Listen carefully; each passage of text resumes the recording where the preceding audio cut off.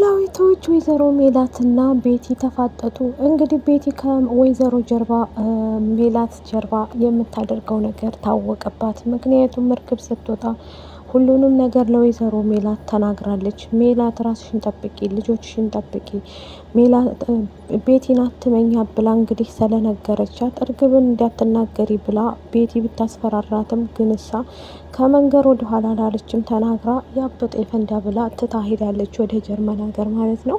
እንግዲህ ቤቲ እያደረገች ያለው ምንድን ነው? በኢዝራና በሀና መካከል እንደዚሁም ደግሞ ሀናን ትበቀላታለህ ብላ ኢዝራን ስጠይቀው አሀ እህትሽ ጋር ተመካክረሽ ነው እንዴ እሷ እንደምትወደኝ ነገር እንዴ ብላሽ ነው እንዴ እያለ ተቆጥቷታል። እኔ ሀናን መበቀል አልፈልግም፣ ምንም ያደረገች ነገር የለም፣ ምን ያህል እንደምወዳትና እንደማፈቅራት ብነግርሽ ብሎ ይመልስላታል።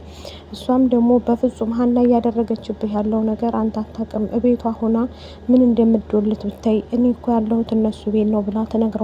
ቤቲ ሰላም ጤና ይስጥልኝ ውድ ቤተሰቦቼ፣ ለቻናሌ አዲስ ከሆናችሁ ላይክ፣ ሸር፣ ሰብስክራይብ ማድረግን አትርሱ ማለት ነው። እንዴት ተለመደው ኖላዊቶችን ይዘንላችሁ መጥተናል። ዲምብላል እንግዲህ እያንጨረጨራት ያለው ምን ይመስላችኋል? በዲምብላል እና በተምቹ መካከል ያለው ፍቅር እንግዲህ ዲምብላል ከእርግብ ጋር እርግብን እያቆላመጠ ነው ብላ በጣም ተናዳና ተበሳይታ እንዴት እንደዚህ ያደርጋል እያለች ትናደድና ትበሳጫለች። ምክንያቱም እሷ ጋር በድጋሚ የሚሄድ መሰላት እና በሱ በተነሳ እንግዲህ ተቆጥታ ወጥታ ሄዳለች። አሴርና ሀና በቅርቡ እንደሚጣመሩ ምንም ጥርጥር የለኝም ማለት ነው። ኢዝራ እንግዲህ ቤቲ ነገር እየነገረችው ነው። እሱ እንደው ሴታ ሴት ሆኖ ካልሰማ ማለት ነው ብሎ ካልሰማት ቤቲን ካላት እንግዲህ እንደምታጣላው የብስ ይሄ ምንም ጥርጥር የለኝም ማለት ነው። ስለ ሀና መጥፎነት ሀናን አንድ ነገር እንበቀላት እያለች እንግዲህ ስትለምነው ነበረ ኢዝራን ማለት ነው። ቤቲ እንግዲህ ለእህቷ ለጽዮንን አብራ ታደረች በኋላ ቤቲ እዛ ቤት ድርሻ ይኖርሻል፣ አንቺ ጅል ድልቅቅ ያልከው ባለ ሀብታም ነው፣ የሀብታም ልጅ ነው፣ ስለዚህ ላንቺና ለሱ ግድ ነው ለልጃችሁ እያለች ትላታለች ማለት ነው። ጽዮንም ደግሞ እንዴ ማርገዜ ሳይታወቅ ገና መቼ እንዴ ምን ችግር አለው አንቺ ጅል እያለች ትነግራታለች ማለት ነው። በዛ የተነሳ እንግዲህ ኢዝራም ግራ ገብቶታል። ካደሩ በኋላ እንግዲህ ያው ታውቃላችሁ ቤቲ እንግዲህ የማታመጣው ነገር የላትም። ቤቲ ወይዘሮ ሜላትን ቀርባታለች። በእርግጥ መልካምና ጨዋ ፍቅር የሆነ ሴትዮ ናት ማለት ነው።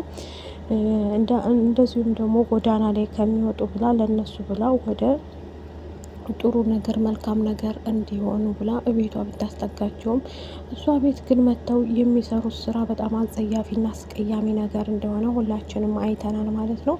የወይዘሮ ሜላት ቤተሰቦች ጥሩ ቢሆኑ ሰላምም ደግሞ በጣም ነቅታባቸዋለች። እማዬ እዚህ ቤት እኮ ያስገባሻቸው ምን አይነት አውሬና መጥፎ ሰው ልጆች እንደሆኑ ብታውቂው ኑሮ በኋላ ነው ሲደርስብሽ የምታውቂው፣ አሁን ግን ምንም አይገባሽም አንቺ ብላ ሰላም ትጮህባታለች። እንደዚሁም ደግሞ ባዩሽን ታይ ብንልሽ እምቢ ብለሽ ነው ያን ሁሉ ታደረገችሽ በኋላ ወይኔ ያልሽው ብላ ስትላት አሁን ባለፈ ስህተቴ አትወቅሽ በአሁኑ ጥንቃቄ ላይ ነኝ ብላ ስትላትም እንዴ ብዙ ነገር ብትጠነቀቂም እኔ በእርግጥ ችግር የለብኝም፣ ግን እንደዚህ ማድረግ የለብሽም እማዬ፣ ሰውን ለምን ታምኛለሽ እያለች እንግዲህ ቤቲ ሰላም በጣም ተቆጥታታለች። ሜላትም ማለት ነው። ሜላት አዎ ሰውን ታምናለች በእርግጥ። እንደዚሁም ደግሞ ሀና አሁን ላይ ያለችበት ሁኔታ ከባድ ቢሆንም ሰላምም ደግሞ አሁን ሰላም ባለጌ ነሽ፣ እውነቴን ነው ባለጌ፣ በጣም ባለጌ ነሽ ሰላም ማለት ነው። እንግዲህ ቅዱስን ስቀርበው እኔ ድሮም ተናግሬ ነበር፣ ቅዱስን አታፈቅረውም፣ ቅዱስ አይሆናትም፣ እንደማይሆናት ቅዱስ በእርግጥ እሱ አልፈልግም ብሏት ነበር በፊት ላይ፣ እኔ ወደድኩህ ሞት ካለው ምናምን በማለት እንግዲህ ቅዱስን አፍቅራ ነበረ ታውቃላችሁ።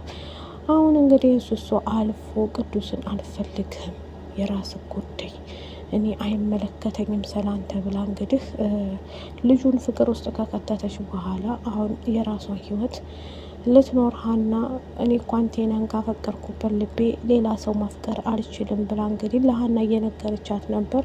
ሀናም ደግሞ እንዴት ያለሽ እኔና ኢዝራ ተጣላም ማለት እኮ አንቺ እነሱ ተጣላችሁ ማለት አይደለም፣ ስለዚህ ለምን ልጁን እንደዚህ ትይዋለሽ ብላ ልጁም ደግሞ ቅዱስ ወደ እነሱ ሰፈር መጥቶ ስልክ አላነሳ ስትለው በርጋ ወጥቶ እንዴ ሰላምዬ እኔ እኮ የመጣሁት አላነሳስቴ ነው ጭራሽ ብላ ከዛ እቀፊኝ አልናፈቅኩሽም እንዴ ሲላትም ቅዱስ የራስ ጉዳይ እኔ ምን አገባኝ ብላ በጣም ነትፋና እንደ ውሻ በጣም ትቆጣዋለች ማለት ነው። እሱ በነገራችን ላይ ምን ያህል እንዲያፈቅራትና እንደወደዳት በዛም አልፎ ደግሞ ጽዮንን ትቶ ከእሷ ጋር ሆኗል ማለት ነው። ቅዱስ ጽዮን ምክንያት እንግዲህ ብዙ ነገር ሆኖ ነበረ።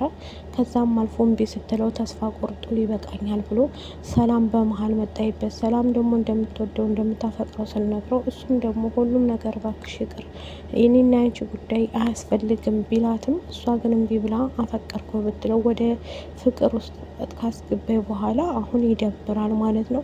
በቃሉ እንግዲህ ሜላትን የብስ ጎዳት አለሁኝ ሳትቀድመኝ መቅደም አለብኝ ድርጅቷን እንደነቀደምኳት እኔም ደግሞ እሷንም እቀድማታለሁ ብሎ እንግዲህ እሷም እገለዋለሁ ትላለች፣ እሱም ደግሞ አለቃትም ይላል። ብቻ ግን ሁለቱም ሁለት ልብ ናቸው ማለት ነው። ከዛ የተነሳ ወይዘሮ ሜላትና ወይዘሮ አቶ ኖላዊት እንግዲህ ፋኖሴንም አስረግዟል ማለት ነው። ያው ታውቃላችሁ ከፋኖሴና ሁለተኛ ወንድ ሊመጣልን ነው እያለች እንግዲህ ሀናም ደስታ ላይ ናቸው። በሱ ማስረገዝ በጣም ደስተኛ ናቸው አሴርና ተምቹ ማለት ነው።